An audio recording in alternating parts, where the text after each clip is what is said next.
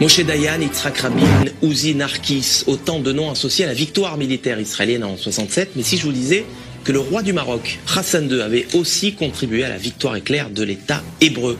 Info, Intox, Jonah Binder, bonsoir. Bonsoir. Alors, est-ce que Israël a effectivement gagné cette guerre de 67 grâce à l'aide du Maroc? Eh bien, sans le Maroc, Israël n'aurait peut-être pas gagné la guerre des 6 jours. Alors, tout commence en 1965, on est 2 ans avant que débute la guerre des 6 jours.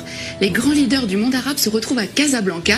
C'est le 3e grand sommet de la Ligue arabe. Alors, vous vous en doutez, le Mossad ne fait pas partie de la liste officielle des invités, mais il est là et il va recueillir des informations cruciales. Il y a un protagoniste, c'est Nasser, le président égyptien, le leader de la coalition arabe. Alors dans quel état d'esprit est-il à la veille de cette conférence? Il déclare à Assouan en février: l'année 1965 est la plus dangereuse des années de la lutte arabe. Israël prétend que les Arabes s'apprêtent à perpétrer une agression. Cela signifie qu'Israël a l'intention de nous attaquer. Nous devons donc être prêts à riposter. En septembre, donc quelques mois après, a lieu ce sommet de la plus haute importance. À l'ordre du jour, l'état des forces armées des pays de la Ligue arabe, avec cette question: sont-ils prêts à faire la guerre contre Israël? L'autre homme clé de cette histoire, c'est Hassan II, le roi du Maroc. Il va permettre aux renseignements israéliens de connaître ses ennemis. Et c'est à ce moment-là que le Mossad va donc entrer en action. Oui, absolument. Le Mossad va donc préparer cette opération en amont de la conférence. Plusieurs jours avant, une équipe du Shin Bet et du Mossad, il s'appelle à Tsiporim, donc les oiseaux, vont occuper le dernier étage du très luxueux hôtel à Casablanca où sont attendus les dirigeants arabes et où va aussi avoir lieu la conférence.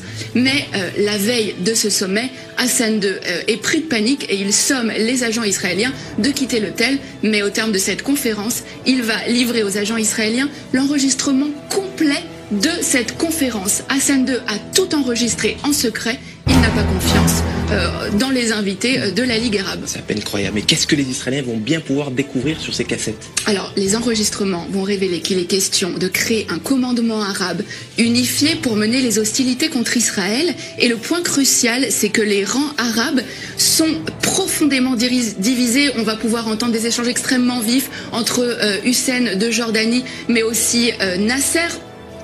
Et alors, ce qui est vraiment important, c'est que les nations arabes vont vraiment révéler leurs faiblesses. Elles ne sont absolument pas préparées pour une guerre contre Israël. Et c'est vraiment sur la base de ces informations-là que Tsahal va lancer les premières opérations de la guerre des 6 jours en 67. Alors voilà un dirigeant arabe sunnite qui est censé être solidaire de ses homologues arabes. Pourquoi Hassan II a-t-il fait ce choix?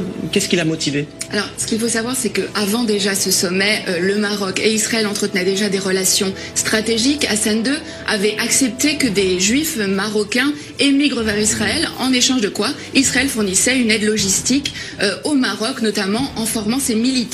Et suite à cette opération, qui a vraiment été considérée comme le fleuron des renseignements israéliens, Israël est en dette vis-à-vis du Maroc. Seulement un mois plus tard, en octobre, cette dette a un nom, c'est Mehdi Ben Barka, le plus farouche opposant d'Hassan II. Le Mossad participe à l'opération Baba Batra. L'objectif, c'est faire disparaître absolument Ben Barka, Baba Batra aux initiales donc de Ben Barka, mais c'est aussi le nom d'un traité du Talmud. Le Maroc a donc été un allié indispensable à Israël dans la guerre des 6 jours, même si, on le voit bien, aucun cadeau n'est gratuit. La petite histoire, la grande histoire. Merci Jonah Binder pour ces détails croustillants, dignes des plus grands films d'espionnage. Merci d'être passé nous voir sur le plateau.